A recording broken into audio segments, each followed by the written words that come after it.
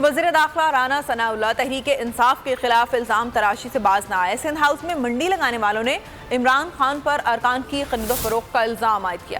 دعویٰ کیا پرویز الہی وزیر اعلیٰ پنجاب بننے کا حق نہیں رکھتے۔ پی ٹی آئی میں جن کے ضمیر زندہ ہیں وہ پرویز الہی کو ووٹ نہیں دیں گے۔ رانا ثناء اللہ نے تحریک انصاف کے ارکان سے رابطہ کرنے کا اعتراف بھی کیا۔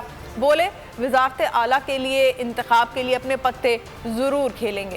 مسلسل دھمکی آمیز لہجہ اختیار کرنے والے وزیر موصوف بولے عمران خان کے پاس دھمکیوں اور الزام تراشی کے علاوہ کوئی کام نہیں ہے۔ انہیں معیاری گفتگو کا سلیقہ ہی نہیں آتا۔ انوکھا لاڈلا جیت کر بھی خوش نہیں ہے اور ہار کر بھی مطمئن نہیں۔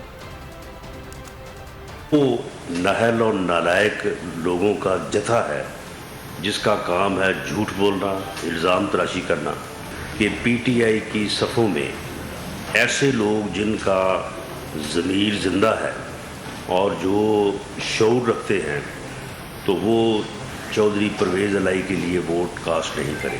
کل جو رن آف الیکشن جو ہے وہ ہونے جا رہا ہے پنجاب اسمبلی میں، تو اس میں ہم اپنے سیاسی آپشن جو ہے وہ بھرپور انداز سے جو ہے وہ ایکسرسائز کریں گے۔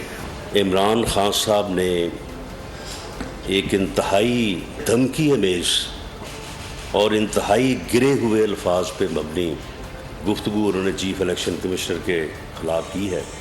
یہ صرف ایک انوکھا لاڈلا ہے کہ جو ہے وہ نہ جیت کے خوش ہے نہ ہار کے خوش ہے۔